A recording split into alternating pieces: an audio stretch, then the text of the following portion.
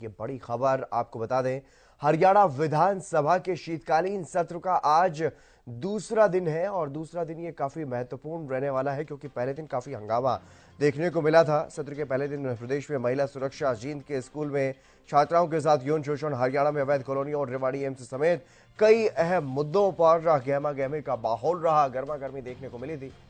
और आज दूसरा दिन है, आज दूसरे दिन भी कई महत्वपूर्ण मसलों पर चर्चा होगी, जिसमें से एक जहरीली शराब कांड भी है। जहरीली शराब कांड पर आज विशेष चर्चा होनी है। ध्यान आकर्षण प्रस्ताव पर विपक्ष की तरफ से पूरी तैयारी की गई है सरकार को घेरने की, तो वहीं सत्ता पक्ष भी पूरी तरह से तैयार, हर हमले का माकूल जवाब देने के लिए। सुबह 11 बजे यह कार्यवाही जो है वो शुरू हो जाएगी और सत्र की कार्यवाही के दौरान काफी हंगामा होने की संभावनाएं हैं क्योंकि सत्ता पक्ष और विपक्ष में पहले दिन भी काफी गर्मागर्मी देखने को मिली थी।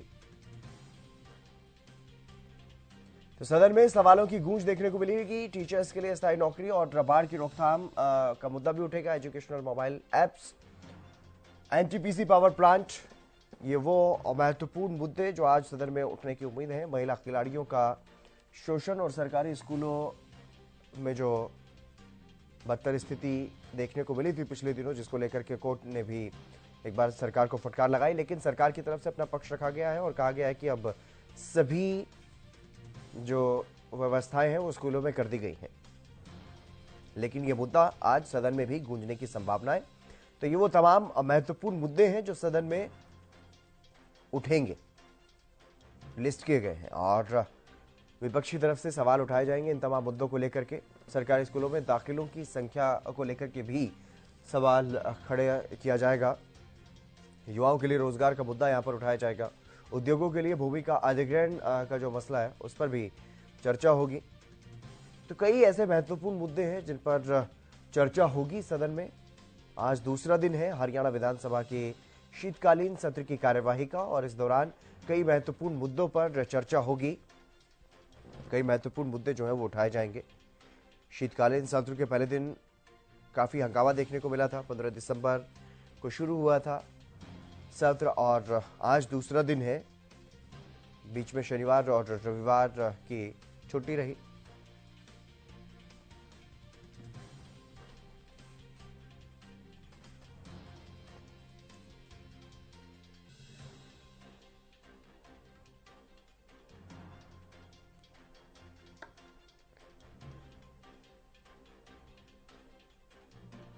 गुलशन ग्रोवर हमारे विशेष संवाददाता हमारे साथ जुड़ गए अधिक जानकारी के साथ। गुलशन, क्या कुछ ज्यादा जानकारी, आज सत्र की कार्यवाही का दूसरा दिन रहने वाला है, कितना हंगामेदार आज का दिन रहने वाला है और कौन कौन से महत्वपूर्ण मुद्दे सदन में आज उठाए जाएंगे?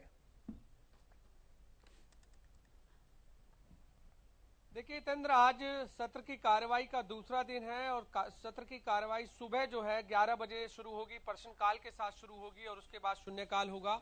लेकिन आज जो प्रदेश में जो जहरीली शराब से 22 लोगों की जो मौत हुई है उसको लेकर के आज सदन में विपक्ष की तरफ से हमला बोला जाएगा।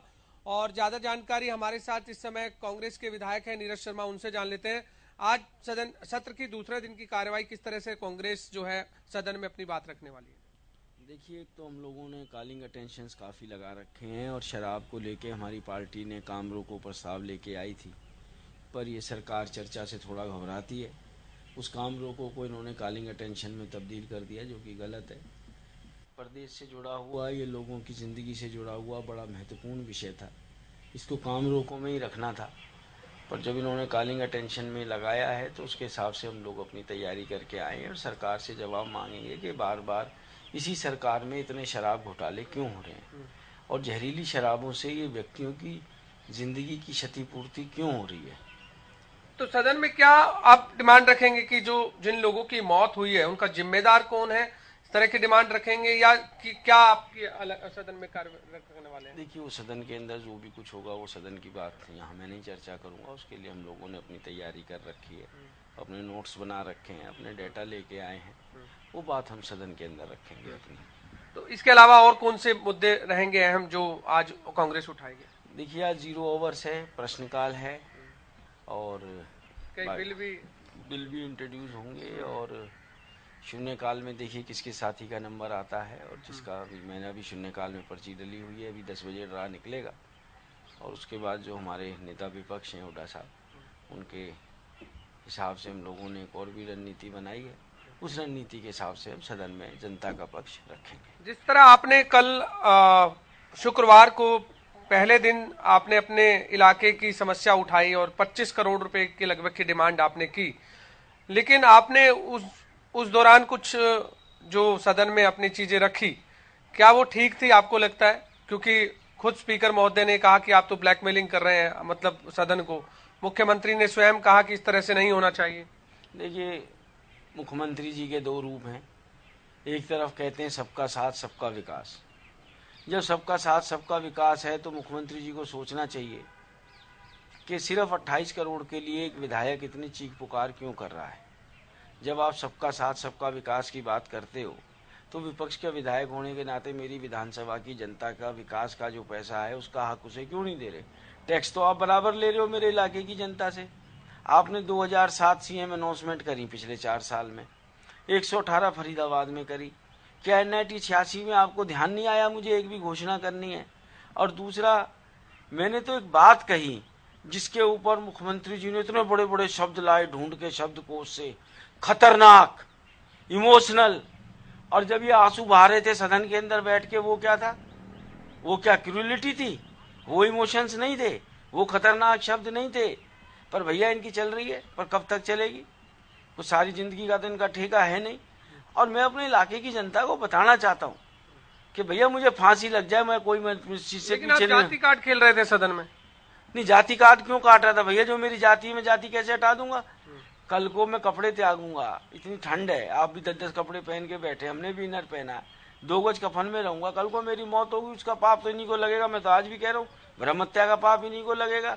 और ब्राह्मणों के प्रति इनकी क्या नीति है, या मुख्यमंत्री जी के क्या विचार है, आप सब लोग अच्छी तरह जानते हैं। कभी तो हमारे फरसे को देख के हमें कहते हैं गर्दन काट दूंगा, हमारे फरसे से हमारी गर्दन काटेंगे। राजस्थान में मुख्यमंत्री भी तो ब्राह्मण बना दिया आप। तो मनोहर लाल जी ने थोड़ी बनाया है, वो अगले बनाया तो बीजेपी नहीं है ना जी। नहीं। और उसके बाद मैं तो मनोहर लाल जी की बात कर रहा हूँ। उसके बाद कभी वो प्रश्न लाते हैं कौन ज्यादा मनुष्य होता है, काला बामण। अरे काला बामण मनुष्य होता है? परमात्मा ने 2 ही रंग बनाए हैं, गोरे या काले। कभी वो ब्राह्मणों को लेके, हमारी ढोली की जमीन थी जो हुड्डा साहब हमें दे के गए थे, स्वर्गीय बाबू पंडित शिवचरण लाल शर्मा जी हमारे पिताजी रेवेन्यू मिनिस्टर थे, वो एक कलम से सब काम हुआ था, वो इन्होंने वापस ले लिया। EPPG का मुद्दा वापस ले लिया। लेकिन अभी डोली जमीन का काफी चर्चा में आ रहा था। राज्यसभा सांसद कार्तिकेय शर्मा ने आभार भी जताया कि वापस दे दी गई है। अभी कहाँ दे दी वापस? नोटिफिकेशन तो नहीं हुआ उसका। नोटिफिकेशन जिस दिन हो जाएगा। और उसमें आभार जताने वाली क्या बात है? जो चीज हमारी थी, हुड्डा साहब ने हमको दी थी, और आपने आते के संग वो वापस ले लिया। अरे आप हमें कुछ दो या मत दो, खाली ब्राह्मणों की बात थोड़ी थी उसमें, और भी बाकी जातियां थी। और वो छीनने के 10 साल बाद आप जाते जाते वापस दो, तो उसका क्या औचित्य है? तो पहले दिन की जो कार्रवाई है उसमें पूरा समय दिया गया, आपको लगता है विपक्ष को? क्योंकि जो आप कह रहे थे कि 3 मिनट का समय दिया जाता था, और विधायक खुद स्पीकर महोदय ने 5-5 मिनट का समय दिया हर विधायक को बोलने का। हाँ, उस दिन वो 12 ही पर्चियां थी, तो इसलिए सबको 5-5 मिनट का समय दिया। आज 6-4 मिनट का समय है सबका शून्यकाल के अंदर। बाकी तो मैं एक ही बात कहूँगा, सत्र का समय बहुत कम है, 3 दिन का सत्र बहुत छोटा है, और 4-4, 5-5 मिनट के, और एक विधायक को कम से कम 10-10 मिनट मिलने चाहिए। 3 या 4 मिनट में आदमी अपने इलाके की बात, इलाके की समस्या, प्रदेश की बात नहीं रख पाता है। एक और है कि कांग्रेस ने जो मुद्दा उठाया था जींद उचाना वाला, जिसमें प्रिंसिपल के साथ यौन शोषण वाला मामला था, लेकिन उस पर कांग्रेस ही गिरती हुई नजर आई, क्योंकि डिप्टी सीएम ने जो वहां सदन में अपनी बात रखी, उसमें उल्टा ये कहा गया था कि 2005 और 11 में भी यही हुआ था, कांग्रेस की सरकार थी उस समय और फैसले कराए गए उस समय। मेरे को ये नहीं समझ में आ रहा, आज इनको 9 साल हो गए सत्ता में बैठे हुए, ये कब तक कांग्रेस के नाम का रोना रोएंगे? इनको अगर जो कांग्रेस के नाम का ही रोना रोना है तो फिर ये राज क्यों चला रहे हैं? भाई 9 साल हो गए आज आपको सत्ता में आए हुए, अब तो कम से कम कांग्रेस के नाम का रोना छोड़ दो, क्योंकि इनके नेता रोते बहुत हैं सदन के अंदर, कुछ करें ना करें रोना बहुत आता है इनको। चाहे मैं मनोहर जी की बात करूं या और भी इनके बड़े नेताओं की बात करूं, इनको मैं यही कहूँगा कि ये रोना धोना छोड़े, जनता के काम की तरफ आगे बढ़े। और जो ये नारे दे रहे हैं ना, नारों से गुजारा नहीं चलता। नारों से गुजारा जब चलता है जब आप नारों को क्रियान्वित करो। आपने कहा भ्रष्टाचार का काल मनोहर लाल, जो रखे सदैव भ्रष्टाचारियों का ख्याल। आपने भ्रष्टाचार पे किया क्या? 1 इंच भी आगे बढ़े? आप गीता जयंती मना रहे, बहुत अच्छी हमने तो खुशी। जीरो टॉलरेंस की नीति अपना रखी है, पारदर्शी तरीके से लोगों को नौकरियां दे रहे हैं। अभी हाल ही में HKRM के माध्यम से भी 973 लोगों को एक ही बटन के माध्यम से नौकरी दे दी गई, उसमें कोई भी अप्रोच नहीं लगाई गई। पहले जो है नेताओं की अप्रोच लगती थी। ये तो आप कह रहे हैं, ये सरकार कह रही है? सरकार कह रही है, मैं नहीं कह रहा। मैं तो उनकी बात आपके सामने रख रहा हूँ।